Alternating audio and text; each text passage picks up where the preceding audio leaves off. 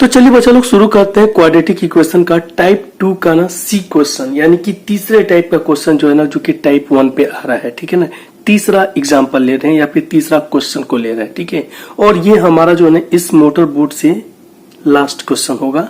ठीक है ना, इसके बाद जो है ना आपको जो है ना इन सारे क्वेश्चन पे, 3 क्वेश्चन पे अगर आप मास्टरी कर लेते हो तो आपका जो है ना वो up steam and down steam से रिलेटेड क्वेश्चंस का बिल्कुल आप उस पे ग्रिप बना लोगे। ठीक है ना, मेरा ऐसा मानना है। ठीक है, तो चलिए शुरू करते हैं। क्वेश्चन क्या है? क्वेश्चन है a motor boat goes 30 kilometre up steam.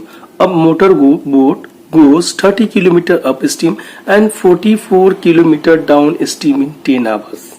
मतलब एक मोटर बोट जो है ना वो 10 घंटे में 30 किलोमीटर अप स्ट्रीम और 44 किलोमीटर डाउन स्ट्रीम चला आता है। ठीक है ना, दूसरा है situation in 13 hours it can go 40 kilometre up stream and 55 kilometre down stream. Determine the speed of steam and that of the boat in still water. ठीक है ना, फिर हमें ये पता करना है क्या कि स्पीड ऑफ स्टीम क्या है और बोट का स्टील वाटर में क्या है। देखिए बच्चा लोग, यहाँ पे ना 2 तरह का सिचुएशन है। पहला क्या है ना, एक तो है 10 आवर्स का एक ड्यूरेशन है और दूसरा जो है ना वो 13 आवर्स का एक दूसरा ड्यूरेशन है। तो आपको मैं क्वेश्चन समझा रहा हूँ। क्वेश्चन क्या है, जब एक बोट जो है ना, ये रहा बोट, और ये बोट जो है ना क्या कह रहा है 30 किलोमीटर इधर से बोट जा रही है। ठीक है ना, ये बोट का डायरेक्शन है और इधर से वाटर का डायरेक्शन यानी कि स्टीम का डायरेक्शन है। यानी अप स्टीम वाले सिचुएशन में ये कितना किलोमीटर जा रहा है? 30 किलोमीटर जा रहा है। और इस यही बोट जो है ना, ठीक है ना, 44 किलोमीटर चला जा रहा है। ठीक है, यानी कि दोनों एक डायरेक्शन में जब जा रहे हैं बोट और वाटर दोनों, यानी कि 10 घंटे का समय के अंदर बोट जो है ना 30 किलोमीटर का डिस्टेंस अप स्ट्रीम में कवर किया एंड प्लस 44 किलोमीटर का डिस्टेंस क्या किया? डाउन स्ट्रीम में कवर किया है। ये पहला सिचुएशन आ गया। फिर से मैं बताता हूँ, 10 आवर्स के ड्यूरेशन में 30 किलोमीटर अप स्ट्रीम गया है boat and 44 kilometre down stream गया है। इन दोनों डिस्टेंस को कवर करने में उसे 10 आवर्स का टाइम लगा है। ठीक है, अब सेकेंड सिचुएशन है, वो कह रहा है कि 13 आवर में क्या हो रहा है। तो 13 आवर में बोट जो है ना अप स्ट्रीम कितना जा रहा है? अप जा रहा है। अप स्ट्रीम कितना जा रहा है? अप स्ट्रीम वो जा रहा है आपको 55 किलोमीटर ने 40 किलोमीटर जा रहा है। ठीक है, एंड डाउन स्ट्रीम में कितना जा रहा है? 55 किलोमीटर। ठीक है, 40 किलोमीटर एंड ये हो जाएगा 55 किलोमीटर। अब हमें क्या पता करना है कि यही चीज है, ये क्या हो रहा है 13 आवर्स में क्या वो डिस्टेंस कवर कर रहा है? 40 kilometre up stream plus 55 kilometre down stream. ये आप समझ में आ गया होगा कि 13 आवर के अंदर में ये दूरी को तय कर रहा है। एक बार अप स्ट्रीम की तरफ में जा रहा है तो 40 किलोमीटर जा रहा है और डाउन स्ट्रीम से आ रहा है तो वो मिलके दोनों दूरी जो है ना वो 13 आवर में कवर कर रहा है। ठीक है, अब हमें क्या पता करना है, ये चीज पता है। तो चलिए, इसमें भी सिचुएशन 2 बन रहा है, लेकिन उसके पहले हमें क्या क्या चीज, ये चीज हमको निकालना है। स्पीड ऑफ बोट का पता करना है एंड सेकेंड चीज स्पीड ऑफ स्टीम पता करना है। दोनों में से कुछ भी हमको नहीं पता है तो क्या करते हैं ना, बोट के लिए ले लेते हैं x एंड स्टीम के लिए ले लेते हैं y। ठीक है ना, अब देखिए हमारा सिचुएशन क्या है। हमारा सिनेरियो नंबर 1 में क्या है, जबकि अप स्ट्रीम में जा रहा है टाइम कितने के बराबर होता है? s by D by S, यानी कि डिस्टेंस बटा टाइम। कितना जा रहा है? 30 किलोमीटर जा रहा है। कहाँ पे? अप स्ट्रीम में 30 किलोमीटर जा रहा है, तो ये रहा 30 किलोमीटर। और फिर क्या हो रहा है ना, उसको अपोज करेगा। कौन अपोज करेगा?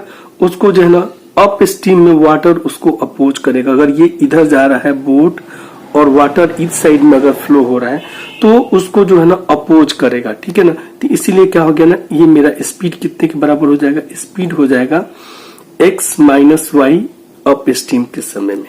सेम चीज क्या हो रहा है, टाइम जो है ना वो क्या हो जा रहा है, कितने के बराबर हो जा रहा है? वो डाउन स्ट्रीम में मेरा ये हो जा रहा है 44 किलोमीटर डाउन स्ट्रीम में जा रहा है, यानी कि 44 टाइम मेरा हो जाएगा d बाई एस, यानी 44 बाई एक्स प्लस वाई। क्यों? दोनों एक ही डायरेक्शन में जब बह रहे हैं तो ये हो जा रहा है। और इन दोनों का सम कितने के अनुसार, अकॉर्डिंग टू क्वेश्चन कितना घंटा कर रहा है? 10 आवर्स में ये चीज डिस्टेंस को कवर किया जा रहा है। यानी ये डिस्टेंस और इस डिस्टेंस को, मतलब ये जो टाइम लगा और ये जो टाइम लगा, इन दोनों को प्लस करेंगे तो कितना टाइम लग रहा है टोटल ये दूरी को तय करने में? 10 आवर्स लग रहा है। तो इसके लिख दिया 30 ply upon x minus y plus 44 upon x plus y is equal to 10 hours.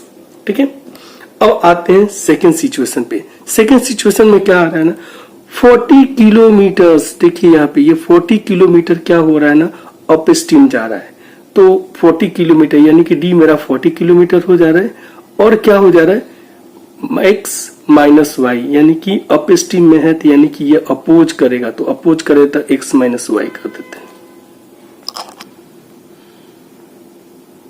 तो डाउन स्ट्रीम में क्या हो जा रहा है, 40 और एक्स माइनस 1 अपोज करेगा तो ये आ गया। सेकेंड सिचुएशन जो कि कितना हो जा रहा है, 55 किलोमीटर, यानी कि अप स्ट्रीम में, डाउन स्ट्रीम में जब जा रहा है, उसको जब धारा जब सपोर्ट कर रहा है तो उस समय इसका स्पीड क्या हो जा रहा है, उस समय इसका स्पीड हो जा रहा है 55 बाई एक्स प्लस वाई। और ये दोनों समय में कितना टाइम लग रहा है दोनों को कवर करने में, ये दोनों डिस्टेंस जो है ना आया इसको कवर करने में 13 आवर्स, जैसे कि मैं आपको बताया अपने क्वेश्चन के एक्सप्लेनेशन में 13 आवर्स लग रहे हैं। ठीक है ना, अब ये मेरे पास आ गया एक इक्वेशन। पहला इक्वेशन कौन सा, ये वाला। सेकेंड इक्वेशन मेरा ये। ठीक है ना, अब क्या करते हैं, इस इक्वेशन को थोड़ा सा सिंप्लीफाई करने के लिए क्या करते हैं ना, यहाँ पे देखिए क्या है, इसको इस तरह से लिख सकते हैं 30 into 1 by x minus y लिख सकते हैं। ठीक है ना, और सिमिलरली इसको भी लिख सकते हैं कि 44 into 1 plus x plus y, इस तरह से भी लिख सकते हैं इसको।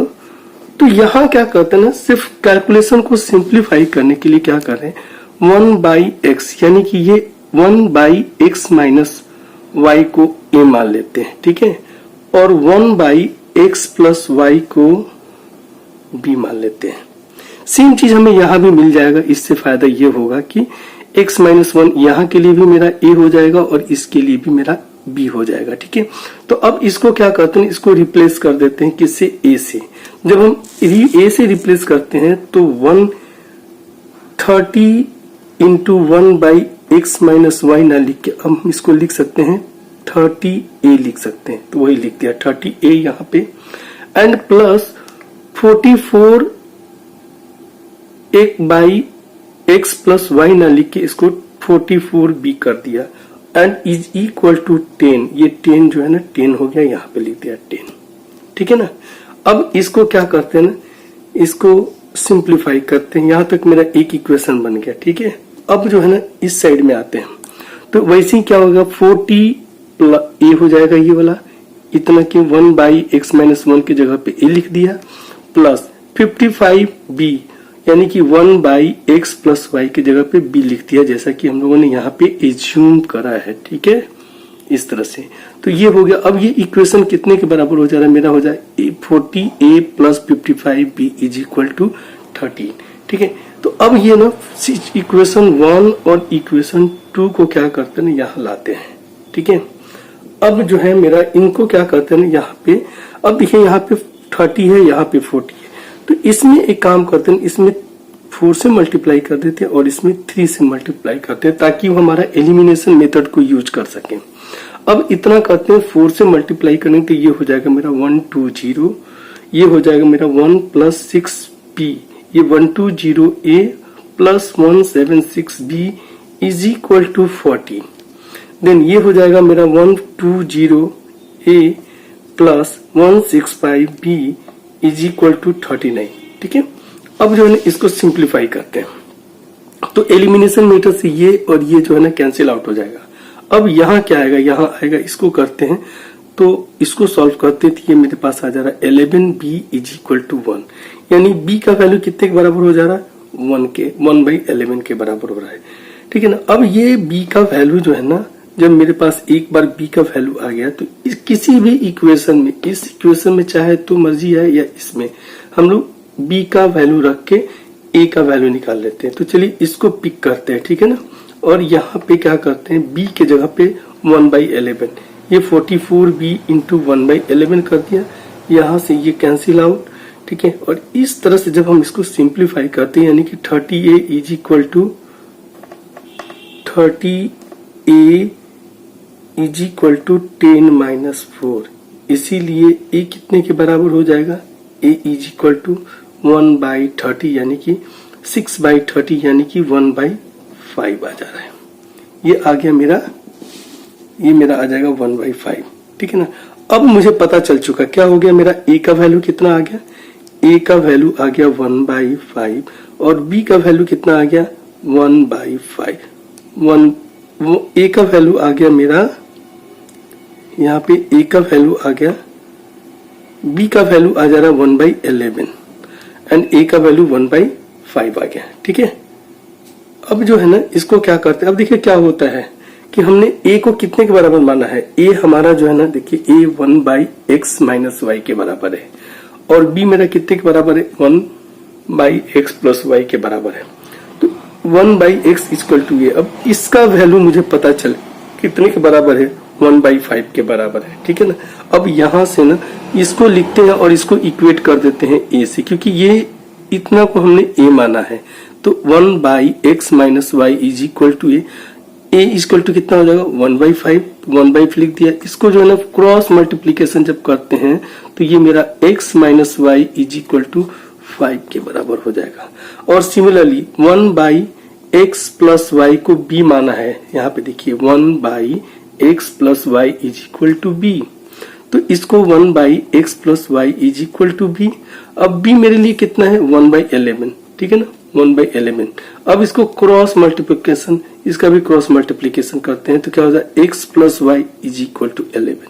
अब मेरे पास दो इक्वेशन बन गए, एक इक्वेशन ये और दूसरा इक्वेशन ये, एक और इक्वेशन बन गया एक बार। तो इन दोनों इक्वेशन को यहाँ लाते हैं और इसको जो है ना सिंप्लीफाई करते हैं, यानी कि एलिमिनेशन मेथड यूज करते हैं। तो ये और ये कैंसिल आउट हो जाएगा, ये आ जाएगा मेरा 2x + 60 is equal to 16, 5 and 11 16, इसीलिए x इक्वल टू कितना हो जाएगा 8 के बराबर हो जाएगा, ठीक है। अब देखिए क्या होता है ना, जब 8 निकल गया मेरा, x का वैल्यू 8 निकल गया तो y का भी वैल्यू, यहाँ पे y का वैल्यू निकाल सकते हैं। तो y इज इक्वल टू यहाँ पे कितना 11 माइनस का इधर आ गया, ये 3 हो गया। यानी हमने x किसको माना था, x माना था बोट के स्पीड को, बोट के स्पीड को x माना था। तो ये मेरे लिए कितना हो जा रहा है, ये मेरे लिए 8 किलोमीटर हो जा रहा है। और स्ट्रीम का स्पीड कितना y माना था ना, तो y मेरा कितने के बराबर हो जाएगा, y मेरा हो जाएगा 3 किलोमीटर के बराबर पर आवर के बराबर हो गया, ठीक है। तो हमारा बोट का स्पीड कितने के बराबर हो जाएगा, बोट का speed is equal to x is equal to 8 kilometre and per hour, और स्टीम का स्पीड जिसको y माना था वो हो जाएगा 3 kilometre per hour. Thank you.